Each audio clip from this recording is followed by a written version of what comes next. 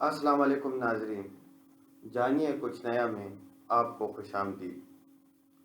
پیسہ پیسے کو کھینچتا ہے، یہ مثال تو آپ نے بہت سنی ہوگی، یہ سٹیٹمنٹ آپ نے بہت سنی ہوگی، لیکن سوال یہ پیدا ہوتا ہے کہ یہ سٹیٹمنٹ آخر کس چیز سے ابھری ہے؟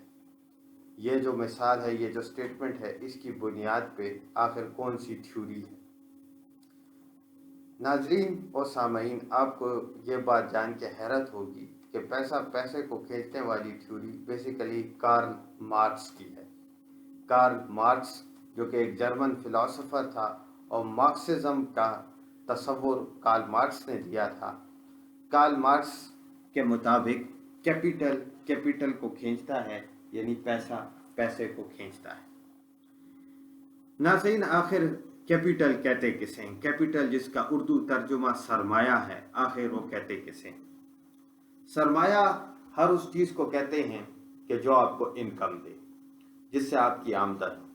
آپ نے پیسے گھر میں رکھے ہوئے ہیں گھر کے اخراجات کے لیے، تو اس کو آپ کیپیٹل یعنی سرمایہ نہیں کہیں گے، لیکن وہی پیسے اگر آپ نے بینک میں رکھے ہوئے ہیں اور اس سے آپ کو مہینے کا منافع آتا ہے، تو آپ اس کو سرمایہ یا کیپیٹل کہہ سکتے ہیں۔ اسی طرح کیپیٹل کی اور بھی بہت ساری قسمیں ہیں، اور کیپیٹل کے بہت سارے مطلب نکلتے ہیں، لیکن وہ ہم اپنی اگلی ویڈیو میں آپ کو بتائیں گے۔ فی الحال ہم آپ کو کیپیٹل تک ہی رکھتے ہیں۔ سامعین، کارل مارکس سمجھتا تھا کہ 19ویں صدی میں، کہ جس صدی میں کارل مارکس زندہ تھا، 19ویں صدی میں کیپیٹل کی سب سے اہم قسم مشینیں اور پیسہ ہے۔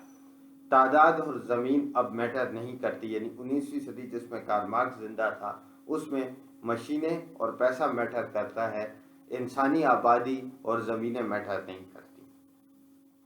کارل مارکس یہ سمجھتا تھا کہ انہی مشینوں سے چند سرمایہ دار اتنا پیسہ کما لیں گے کہ وہ اس سے اور فیکٹریاں لگائیں گے، اس سے اور پیسہ کمائیں گے، اور اس سے اور فیکٹریاں لگائیں گے، اور پھر ایسے چھوٹے چھوٹے بزنسز کو وہ خریدنا شروع کر دیں گے۔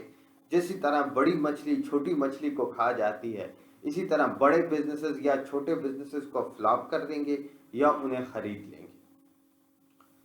سامعین، اگر ہم اپنی موجودہ زندگی کی طرف نظر دورائیں تو ہمیں یہ بات دیکھنے کو ملے گی کہ جیسے پچھلے دنوں آپ نے سنا ہوگا، امرت کولا کی نام سے ایک کمپنی بہت مشہور ہوئی تھی، اور وہ مقابلہ کر رہی تھی پیپسی اور کوک کا۔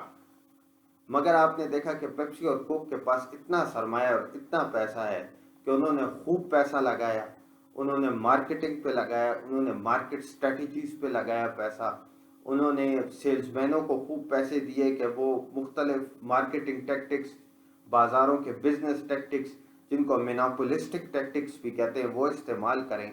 اور امرت کولا ایٹ دا اینڈ فلاپ ہو گئی۔ وہ فلاپ اس وجہ سے نہیں ہوئی کہ لوگوں کو پسند نہیں آئی، وہ فلاپ اس وجہ سے ہوئی کہ وہ ان بڑی بڑی کمپنیوں کا مقابلہ نہیں کر سکی۔